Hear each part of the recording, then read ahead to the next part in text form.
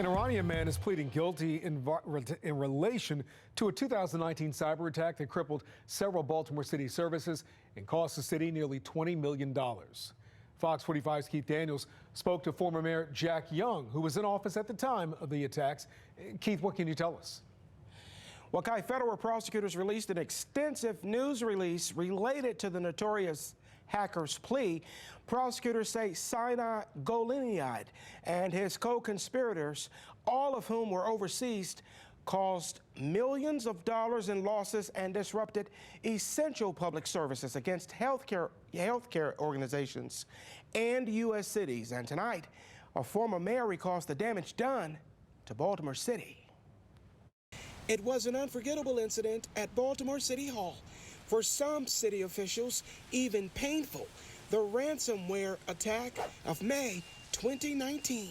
Now, news of an Iranian national who pleaded guilty Tuesday to participating in the international extortion scheme that struck U.S. cities, including Baltimore. At the time, it was the worst day that I could ever encounter. Jack Young had just become mayor when he was hit by hackers who crippled the city's computer system, virtually shutting down critical services for several months, including property tax payments, water bills, and parking citations.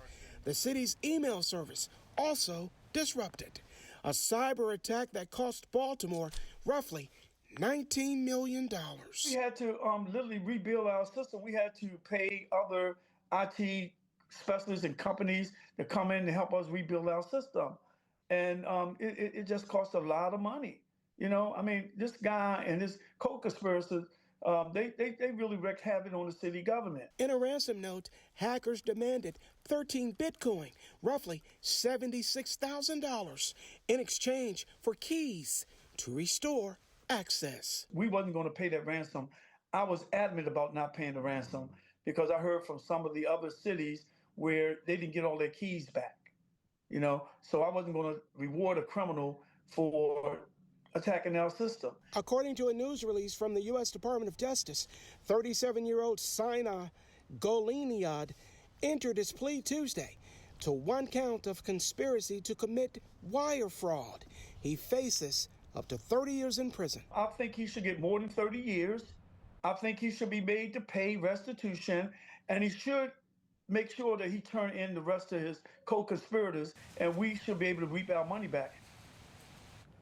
Well, federal officials say Gholinejad and his co-conspirators used virtual private networks to hide their identities and activities before he was caught.